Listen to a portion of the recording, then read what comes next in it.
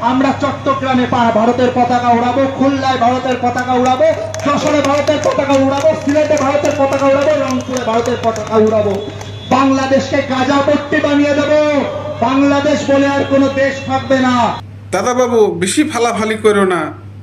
তোমাদের যে chicken neck আছে বা যেটাকে বলে শিলিগুড়ি, ওটা কিন্তু আমাদের হাতে চলে আসবে। একটু ভালো করে দেখাই। এই যে দেখতেছেন, এই যে জায়গাটা দেখতেছেন, মাত্র 20 কিলোমিটার চওড়া।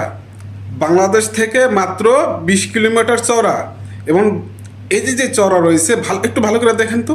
হ্যাঁ, এই যে জায়গাটা দেখতেছেন, এই পাশে নেপাল, এই পাশে হচ্ছে বাংলাদেশ।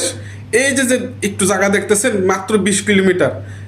এই জায়গাটা খপ করে ধরে বসলে ভারত থেকে এই চিকেন নেক পুরাটাই আলাদা হয়ে যাবে এবং এই চিকেন নেক পুরাটাই বাংলাদেশের সাথে সংযুক্ত হয়ে যাবে। বেশি ফালাফালি করো না। হ্যাঁ, আমি আবার দেখাই। এই যে জায়গাটা দেখতেছেন, এখন স্পষ্ট বোঝা যেতেছে না? অল্প একটু জায়গা, মাত্র 20 কিলোমিটার চওড়া। এই জায়গাটা খপ করে ধরবো, হ্যাঁ, একবারে ভারত থেকে পুরাটাই আলাদা হয়ে যাবে। পুরাটাই আলাদা হইলে বাংলাদেশের সংযুক্ত হয়ে যাবে।